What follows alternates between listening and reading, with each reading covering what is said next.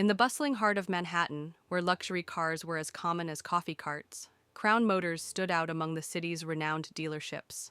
A haven for the wealthy elite, it was known for its gleaming Ferraris, roaring Lamborghinis, and sleek Bugattis, drawing celebrities, CEOs, and millionaires like moths to a flame. For the staff at Crown Motors, each day began the same: adjusting ties, polishing smiles, and catering to a clientele that dripped with status. But that day, hidden among the usual hum of business, was something far from ordinary. The dealership was about to face a test it never saw coming, a test that would redefine its identity forever. Nathan Carter, a 39-year-old black tech entrepreneur, had recently become the new owner of Crown Motors. A self-made millionaire, Nathan's journey had been marked by relentless determination, brilliance, and an enduring love for cars. Yet his purchase of Crown Motors wasn't just about passion, it was about purpose. Nathan had experienced firsthand how spaces like this often judged people by appearances. He was determined to change that. That morning, Nathan decided to visit his new dealership undercover. Dressed in a plain black t-shirt, jeans, and sneakers, he deliberately avoided the trappings of wealth. His goal? To see how the staff treated someone who didn't look like the stereotypical billionaire. The moment he walked into the showroom, Nathan felt the weight of judgmental gazes.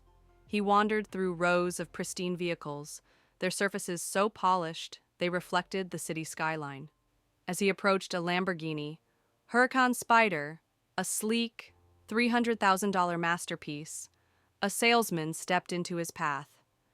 Josh Miller, a middle-aged man with a confident swagger and an impeccable suit, greeted Nathan with a thin smile. "Can I help you?" he asked, his tone more dismissive than welcoming. "Yes," Nathan replied, gesturing toward the Lamborghini. "I'm interested in this model." Josh's eyes scanned Nathan from head to toe. "That's one of our most expensive cars. Are you sure you're in the right place?" Nathan raised an eyebrow, his tone calm. "I'm sure. I'd like to take it for a test drive." Josh chuckled softly, as if Nathan's request were a joke. "We don't just hand out test drives. Cars like this are for a certain clientele. Maybe you'd prefer something more accessible." Nathan's patience was tested, but he stayed composed. "And what exactly do you mean by a certain clientele?" Josh hesitated, but his condescension remained. "Look, it's nothing personal. I'm just saying these cars aren't for everyone." Nathan sighed, choosing his words carefully. "Why don't you let me decide what's for me? I'd like to speak to your manager." Josh smirked, confident that his actions would be backed by his superior.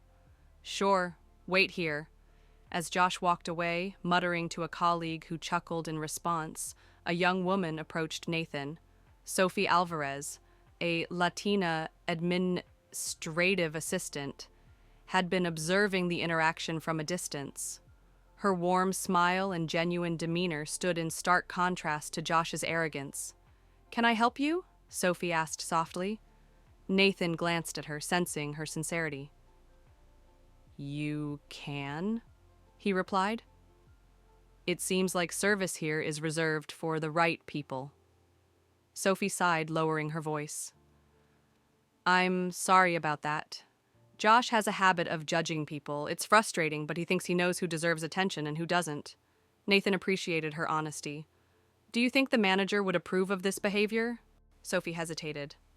"The manager's lenient. He doesn't always address these issues, but if you talk to him, he might listen." Nathan nodded, thanking her. As Sophie returned to her desk, Josh reappeared with the dealership manager, David Cross.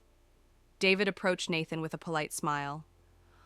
"I'm told there's an issue?" Nathan stood tall, his tone firm. "There is. I'm Nathan Carter, the new owner of this dealership.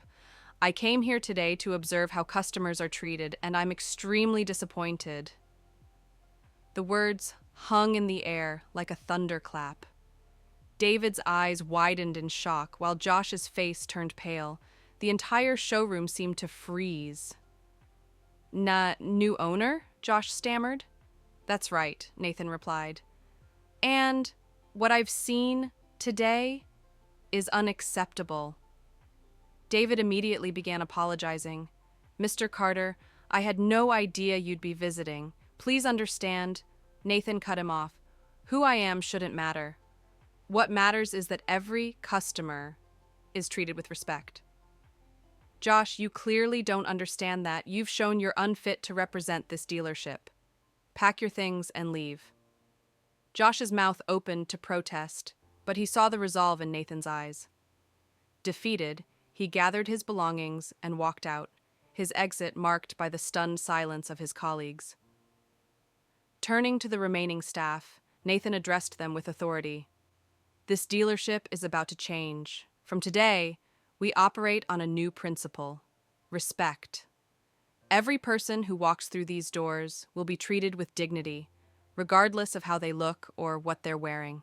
His gaze shifted to Sophie. Sophie, your professionalism and empathy stood out today.